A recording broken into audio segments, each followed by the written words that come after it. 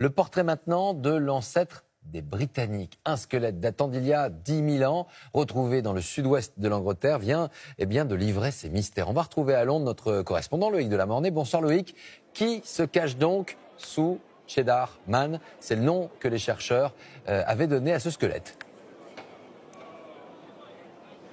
Oui, Laurent, et vous allez comprendre dans quelques instants pourquoi il est surnommé ainsi Cheddar Man. En tout cas, c'est effectivement l'ancêtre des Britanniques. C'est le plus vieux squelette complet jamais retrouvé ici au Royaume-Uni. Il a 10 000 ans, il était déjà connu. Mais ces derniers jours, une nouvelle analyse scientifique vient de bouleverser certaines idées reçues, occasionnant aussi dans le pays une certaine agitation dans les réseaux sociaux avec bon nombre de commentaires racistes d'ailleurs qu'on va vous épargner ici ce soir. Vous allez comprendre pourquoi en regardant cette surprise, une surprise finalement assez logique, dans ce reportage avec Anto Filippi et Blanche Vatone. Une peau noire et des yeux bleus perçants.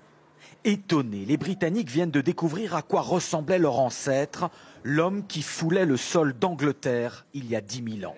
Ce sont les scientifiques du Muséum d'histoire naturelle de Londres qui viennent de faire cette révélation et qui ont modélisé très exactement son visage. On n'aurait jamais imaginé ça il y a quelques années encore. Cette combinaison inhabituelle de cheveux bruns, bouclés, presque crépus, avec une peau très sombre et des yeux d'un bleu vif. La découverte du squelette de cet homme n'est pas récente. Il a été trouvé il y a plus d'un siècle dans les gorges du Cheddar, cette région du sud de l'Angleterre célèbre pour son fromage. En 1997, à partir de ce squelette, les scientifiques avaient déjà extrapolé son visage, celui d'un homme du Mésolithique d'une vingtaine d'années, blanc. Mais les chercheurs d'aujourd'hui ont retrouvé un peu d'ADN conservé dans son oreille et avec les progrès du séquençage génétique ont abouti à ce résultat bien différent. Ça ne m'étonne pas, l'humanité a voyagé depuis l'Afrique, donc ça me paraît logique.